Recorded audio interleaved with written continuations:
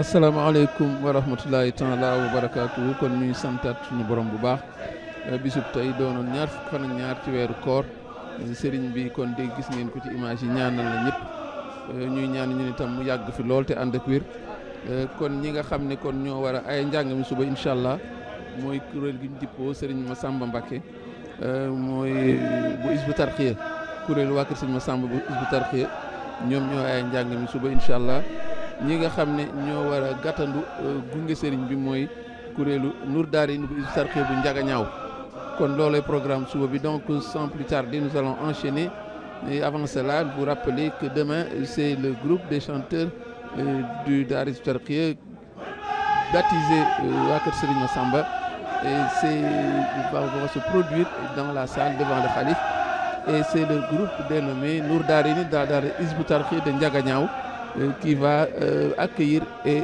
raccompagner le khalife. Alors nous avons aujourd'hui choisi de vous parler, ce sera également sur 2 séances, le Khassida Yazal Boucharati. Pourquoi Yazal Boucharati? C'est un poème, nous l'avions dit, le vénéré Cheikh Abdul Ahad nous a enseigné que c'est le poème qu'il a écrit pour raccompagner quand le Ramadan était sur le point de partir. Donc à 7-8 jours de la fin du Ramadan, c'est vraiment le lieu de raccompagner ce moment, ce mois glorieux, comme l'a fait le Cheikh. Et il nous avait enseigné que Ya Khayra Dayfi était destiné à accueillir le mois de Ramadan et il l'a raccompagné par Yazal Boucharati. C'est pourquoi, dans le même ordre d'idée, nous avons abordé, n'est-ce pas, Yazal Boucharati, ce poème qu'on traduit par Ô toi, le porteur de joie. Et donc, c'est un enseignement qu'il est important de retenir. Et ce sentiment également qui habite le poète, qui habite le cheikh, est perceptible dans le nombre des vers. S'il faut 14 vers pour Ya Khayra Dayfi, c'est la preuve que le cheikh était pressé de le voir venir et de marcher avec lui, de cheminer avec lui. Mais le Yazal Boucharati fait 60 vers, 61 vers. Ça veut dire qu'il y a un acharnement, il y a un effort surhumain pour que, n'est-ce pas, le cheikh retienne ce mois. Vous voyez la manière dont il raccompagne ce mois, mais est la preuve qu'il n'est pas pressé de le voir partir. Donc, il y a 60 vers pour Yazid Boucharati et 14 vers pour Yakhya Redif. C'est déjà la preuve du sentiment qui habite le poète, qui n'est pas pressé de le voir partir, autant qu'il était pressé de le voir arriver. Donc, la différence du nombre de vers est déjà un signe manifeste. Il faut dire également que Yazid Boucharati est un poème écrit avec la métrique bassite. C'est également un railleur puisque tous les vers se terminent par le son le son ri jusqu'à la fin. Donc la lettre Ra flanquée de la voyellation I qui donne ri. Donc voilà pour les présentations globales. Alors il faut également faire un focus sur le préambule. Le préambule, nous l'avons dit toujours que c'est un nid d'information et qui donne un avant-goût du contenu du poème. Et c'est dans ce poème et dans ce préambule qu'on l'entend dire Allahumma inna habibi wa khalili wa tabibi shahr Ramadan. Et Seigneur, mon bien-aimé, mon ami, mon docteur, en l'occurrence de mois de Ramadan. Et qu'est-ce qu'il dit de lui?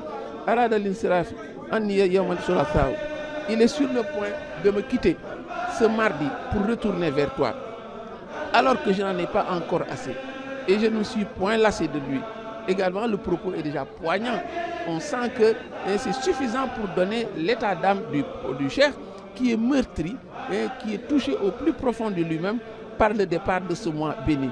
Et il ajoute, je lui fais alors mes adieux par ce présent poème en Ra, espérant pour moi qu'il soit une clémence. Et voilà, donc c'est suffisant pour montrer l'état d'âme dans lequel se trouvait le cheikh en écrivant ce poème. Et touché, profondément meurtri par le départ de ce mois béni. Au vers 1, il dit Yazid Boucharati bil ayati wa suwari li shadbi kawni abdal muhsini suwari. Ô toi le porteur de joie par les versets et les sourates, sois témoin que je suis l'esclave et l'esclave de l'auteur des sublimes créatures. Il y a une surcharge symbole dans ce premier vers, parce que d'abord il apparaît en toute clarté son amour pour le Ramadan quand il dit Yazid Boucharati, quand il l'appelle le porteur des joies, alors qu'il l'avait appelé Yakhya Redif, le meilleur hôte. Donc autant de noms resplendissants qui traduisent l'amour qu'il a pour ce mois. Il parle également de versets et de sourates. Et c'est une allusion au Saint-Coran parce que, dit-on, le Ramadan c'est le mois du Saint-Coran. Et il y a également cette allusion, c'est un moment privilégié pour faire cette action. Il y a une nomenclature de bonnes actions pendant le mois Ramadan, mais lire le Coran a une place privilégiée. C'est pourquoi dans ce premier vers déjà le chef fait allusion aux sourates et aux versets, pour ne pas dire le Coran tout simplement. Quand il dit l'ishad, interpellant le mois de Ramadan, sois témoin. Il prend à témoin ce mois de Ramadan, mais c'est la preuve qu'il était dans une solitude profonde et il était également pendant cet exil, puisque on nous l'a appris, c'est pendant l'exil qu'il a écrit ce poème. Il y a également un pincement de cœur. Un pincement de cœur quand il lance va et retourne vers le Seigneur qui n'a point d'associé. Et l'épreuve de son chagrin, qu'est-ce qui cause ce chagrin?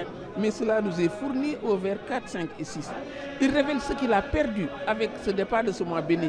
Dans ce mois où il se reconnaissait, ce mois où il était dans une satisfaction profonde, quand il part, évidemment, il laisse un grand vide vers lui. Et qu'est-ce qu'il perd avec le départ de ce mois de Ramadan?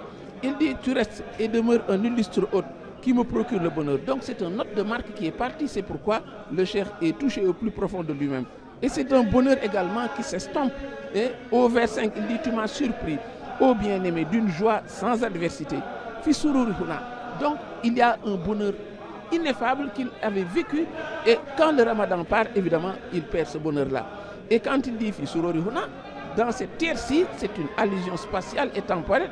Il parle du Gabon où il se trouvait, ce lieu où le Ramadan, n'est-ce pas, était une source de joie. La seule source de joie, pourrait-on dire, qui était également un témoin. Et au vers 6, il parle de Qalbun Taïboun. Il avait un cœur apaisé. Et une autre source de satisfaction en ce lieu où tout lui était opposé. Le Ramadan, finalement, était son seul exutoire, était son seul baume au cœur, et c'était la seule chose, n'est-ce pas, qui lui plaisait dans son cœur. Les vers 7 à 11, Ali récapitule ce à quoi il était consacré. Il y a le repentir, il y a l'allégeance renouvelée, il y a gratitude, il y a la gratitude, il y a également la demande de protection. Au verset, quand il dit « je me repens », auprès de celui qui est Al-Ghafir Al-Ghaffar, le pardonneur, le tout pardonnant, mais il y a là l'évocation d'une vertu centrale dans l'islam, c'est le repentir. Quand il dit Aslamtu kulli, je me suis entièrement soumis à lui, étant à jamais son esclave. Et la chute du verbe est très importante, il faut s'y attarder un peu quand il dit Fi muksi ofi safari, dans mes demeures comme dans l'exil. Ça veut dire que sa conduite a été irréprochable, quel que soit le lieu. Il y a une loyauté et une constance, n'est-ce pas, qui désarçonnent. Et dans les vers 10 et 11 apparaissent également deux noms qui lui sont proches. Il parle de Dar Salam, il parle de Touba, ces villes qu'il a édifiées. Et évidemment, c'est une nostalgie du pays qu'il habite et qui habite tout exilé. Quand il parle de Touba, quand il parle de Dar Salam, mais c'est une ville qui lui sont chères, et particulièrement Touba. Parce que finalement, l'épreuve la plus lourde qu'il a vécue, mais c'est le fait d'être éloigné de Touba. Et il le dit également dans ce poème-ci. Donc, il faut voir également dans ce vers 11 une belle transition, parce que ça ne pouvait pas manquer dans le poème. Il dit « Et qu'il me préserve de toute forme de perdition par la grâce de l'élu le plus pur, Al-Mustafa ». Évidemment, le nom du prophète, ça ne pouvait pas manquer. Et dès qu'il le tient, il ne le lâche plus. Dès qu'il aborde le prophète, il ne lâche plus, parce qu'on ira jusqu'à plusieurs vers quand il dit le poème finalement se transforme en un chapelet de propos laudatifs, en un cordon de perles précieuses. Il dit qu'il est Habibul Zitordia Shafan Ato, le bien-aimé, en qui on espère l'intercession. Il est celui qui est d'une puissance telle que, dit-il, même si des lions le trouvaient dans leur tanière, ces lions seraient paralysés. Il est celui dont nul adversaire ne s'oppose à lui sans connaître la déchéance.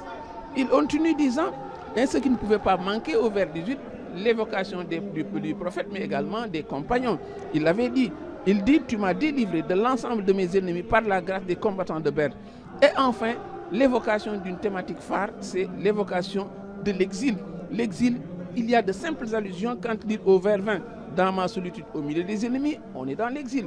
Quand il dit tu m'as préservé des mécréants et des égarés, c'est une allusion à l'exil. Au vers 23, j'ai tendu la main à Allah sur terre comme en mer, mais c'est également une évocation de l'exil. Et le dernier signe, c'est quand il désigne ses ennemis comme des gens dont les cœurs sont devenus aussi durs que la prière, allusion également à tous ceux-là qui s'entourent et qui lui sont défavorables, ses ennemis, n'est-ce pas, dans l'exil. Et voilà donc pour les 30 premiers vers. La prochaine fois, nous terminons les 32e. Et pour faire comme le chef, on va faire un raccompagnement qui ne sera pas rapide. Wassalamu alaikum wa rahmatullahi ta'ala wa barakatuh.